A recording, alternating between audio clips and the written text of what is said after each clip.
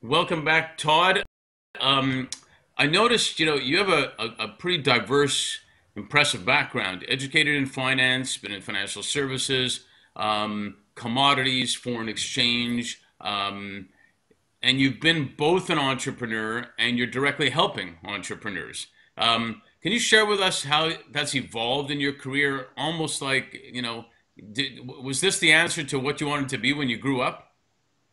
Well, my wife would debate whether I've grown up yet or not. Yeah, no kidding. But I think for better or worse, I've never been to apply for a job. So I graduated from college. I'd started my own business in college, and kind of just went from there. And I say for better or for worse, I've never applied for a job. My wife would also attest to that. When you own a business, you're the last one to get paid. Yes. But we started businesses, employed lots of people, hundreds of people. Kind of backtracking a little bit in my career, I owned a big real estate development company. We developed about 1,000 residential building lots in Utah. My wife and I bought a steel manufacturing company about 20 years ago that we still own today. It's an 80-year-old business. Right. So I've started companies and invested in companies, and our thought with starting Seed Equity Ventures is when we have our own venture fund outside of the broker dealer, that we co-invest with the investors at our broker dealer in many of the companies that we raise capital for. So we not only do this as a business, but we're investing in many of these companies with our own capital to one, help them and hope for a return in the future. So does this mean when you were younger you played Monopoly and Lego? I did, yeah. I like Monopoly, so. That's interesting. I always find it interesting to see how people have evolved into business. There's a lot to be said for starting your own business early on, and even if you fail, it's a good time to do it. Our firm, our executive search firm, we thrive on assisting entrepreneurs and other business leaders by attracting the right fit people, the right fit talent for their business to support them.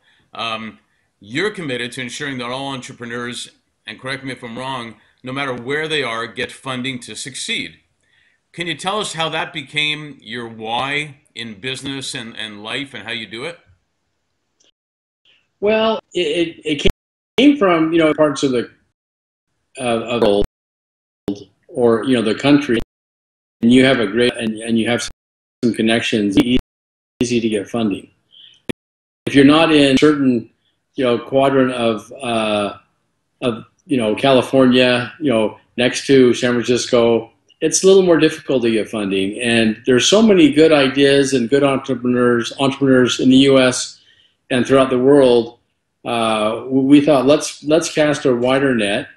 One, let's attract global investors. So we have investors and entrepreneurs on our platform of the broker dealer from over 100 countries. I think it's 110 countries today. Wow.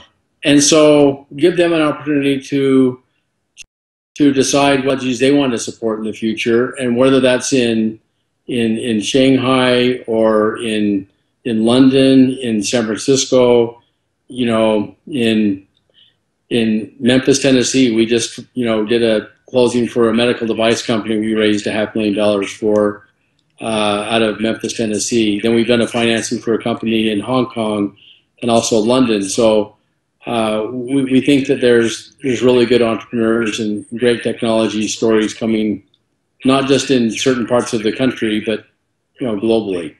It's very interesting because I have a friend who's got a capital company in Beijing, and he financed a little tea company in China, a Taipei tea company in China that their store and office was smaller than most Starbucks, basically.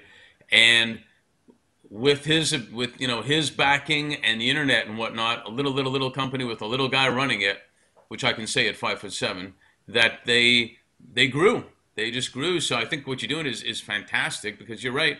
Sometimes you can come from Nebraska or here or there and you don't know who to speak to, right? That's right. That's right. So how does a company know about you? So we're new. So we launched, as I mentioned, late last year, Right. and so but we're growing, and we get about 60 to 80 applications a month from companies around the world, and then we have an office in Salt Lake, San Francisco, also Los Angeles, and so we have people on the ground that are talking with accelerators and incubators, Mm-hmm. and also there's larger venture capital firms that refer companies to us that maybe the company is too small for them to invest in, Right. but we get a lot of referrals from other venture firms that we know. No, that makes sense. You know, I've been fortunate. I actually came to the States from Canada to head up a global leadership development organization, and I loved the similarities, the differences, the different perspectives of dealing with people globally. Um, you know, different languages, different cultures, different regulations, even. How do you enjoy that, and do you find that more exciting, more complicated, and aggravating, or both? I think both, but it's been, I would say, a highlight of my career is international business. As I mentioned, with our old company, we had offices, throughout the world, and uh, onboarded 250,000 customers from 140 countries. And so I would travel to, uh, Seoul, South Korea, every 6 or 8 weeks for several years, and also to Sydney or Hong Kong or London or Hungary, and there's good people throughout the world, Right. and that's something I enjoy more than anything is you know meeting new people, experiencing new cultures. Some of the food in Korea I didn't care for very much, but Like but I had kimchi. to endure it. So, but I really enjoyed the people. You don't like kimchi in Seoul, Korea? No, no, How but about they do have an Outback there. So, chicken claws in China? no, no. Yeah, I'm with you on that. It's like I don't know. I don't go for it. Do you find that you focus and or you get applications across the board, or is it more technology, clean tech? What are you seeing? Well, we have investment criteria, right on our platform. So, uh, yeah, I guess a couple of things. We talk about the types of companies that we want to invest in, which is primarily technology companies.